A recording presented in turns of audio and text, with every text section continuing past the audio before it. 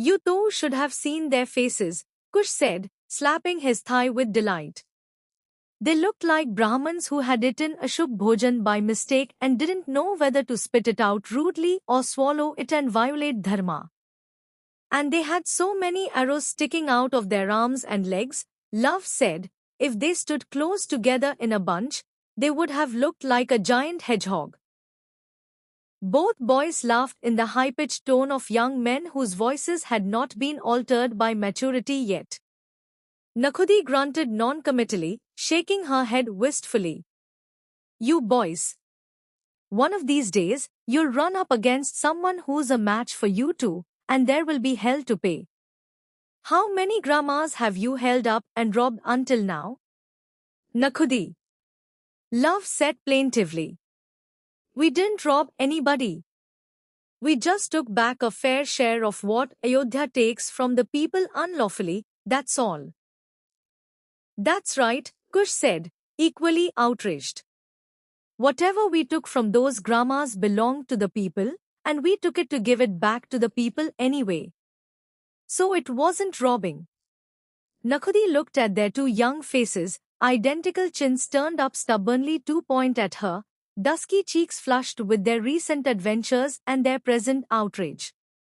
She shook her head slowly. She had been picking out berries from her thatched basket to offer them. The boys loved berries and she always kept some just for their visits.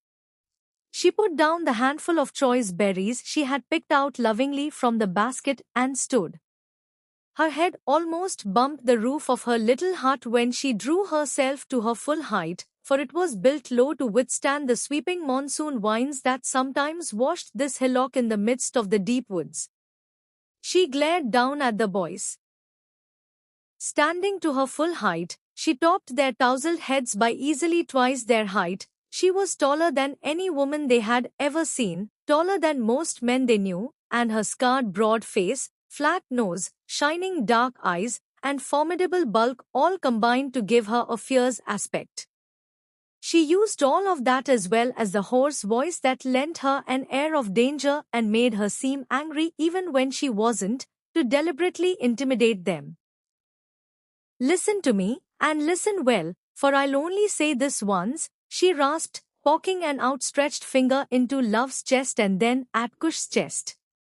To the boys, strong as they were for their age, it felt like being struck by the blunt end of a thin staff or rod. She cracked her knuckles and stretched her hands, as if limbering up for more aggressive action, which only added to the air of threat. Ayodhya makes the laws in this part of the world. By Indra's 100 eyes, what am I saying? Ayodhya is the law. This jungle may seem unpopulated and a long way from any city, but it's still part of the Kosala nation. And by law, it falls under Ayodhyan jurisdiction and governance. That governance includes the right to tax the people as required from time to time. So don't call what they take unlawful. They glanced at each other doubtfully.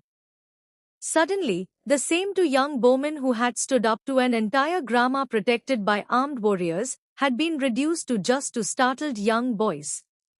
It had taken only a change of tone and attitude on Nakhudi's part. The hermit woman always had that effect on them. Part of it was a result of the respect and awe they felt for her warrior skills and long-standing comradeship with their mother. But they were also scared of her. Nakhudi, when angered, was a fearsome thing to behold. For reasons they could not wholly fathom, she was clearly angered now. And they didn't like it one bit. Now, you boys may feel that after the droughts and famines and other ill winds that have harried the kingdom over the last several years, Ayodhya ought not to be taxing the people, and I can't say I disagree with you. Kali herself knows that times are hard enough as it is, and the tax is only one more back-breaking burden piled on top of too many others. But that's not for you or me to decide. That's Ayodhya's decision. And if Ayodhya chooses to levy the tax, then that makes it a lawful tax. You boys saw the suffering of a few people who reside in these remote parts and felt sorry for them. So you decided to hold up a grama or two, or is it three? How many is it anyway? She snapped her fingers right by Kursia, loud enough that it sounded like a twig snapping underfoot. The boy didn't flinch but said sullenly, 3 so far. But one was only. Be quiet while your elders are talking. She continued decisively, so you hold up 3 grammas in as many seasons, and take a wagon load from each one.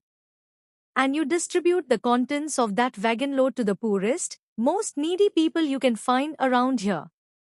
And it's true, the few people who live here in this Durga-forsaken jungle are really poor and truly needy. And it's a great service you do them, by giving them those provisions. I don't deny that one whit. But make no mistake about this one truth. Those wagon loads of goods you take by force don't belong to the people anymore. The minute Ayodhya's tax collectors claim it, it belongs to Ayodhya. So you are robbing Ayodhya. I'm not saying it's not for a good cause, indeed, I agree that it's a very good cause. But that doesn't make it right, or just, or even lawful. So don't go fooling yourself about the rightness or lawfulness of what you're doing. Understand? Both boys glared at her with such identical expressions of righteous indignation on their handsome young faces, she was instantly reminded of someone else. A man's face, older, leaner, darker complected. Much darker complected, for they had inherited their mother's whitish coloring and more than a smidgen of their grandfather's lightness of skin. But the features were the same. So much the same that looking at them now, with those defiant expressions on their young faces, it made her want to grin and burst out laughing. She restrained herself. She knew how much they respected and looked up to her, and this was an important lesson she was giving them. Their mother had been right. Be a friend to them, Nakhu, she had said quietly to her at the beginning, when she had first come to live here. It had been soon after she had rebuilt her old ties with her old friend and sometime mistress, and they had grown close enough to speak the heart's truth to one another again. Be the friend to them that I cannot be, because I am their mother. And as a friend, teach them the things that they will not heed if I try to teach them. For oftentimes, young boys and girls will heed the same advice when given by an outsider, while they would shrug off a parent saying the same things. And Vedvati, as she was now called, had smiled wistfully and shaken her head before going on with more than a trace of sadness, because my boys are growing up already. And I fear they may be growing too fast. Nakhudi had taken these words to heart. She had wanted to give the twins this talk ever since they had burst into her hut last monsoon, flushed and bursting with pride from the thrill of having successfully waylaid the first grama and having taken an entire wagon load of grain from the tax collectors. But she had remembered their Matra's words, gritted her teeth, and bided her time until now. She had even laughed with them and celebrated their success at the time, although when they returned in the autumn to crow about waylaying the second grama, her smile had been forced and her joy a pretense. This time, she could not take any more. It was time to stop being a friend and be something more. Perhaps even pastime. A grama guarded by 6 or 7 quads of Ayodhyan PFs. Parvati protect us all. Even allowing for some youthful exaggeration, they had still put their little heads into a tiger's jaws this time. It was one thing to hold up a tax grama or a trading grama and take away some grain or other provisions. This Nevshinigan was in a different league altogether. She shuddered to think what would have happened had their little adventure gone awry. After all, for all their skill with the Dhanushban, they were still just boys, not yet adolescents.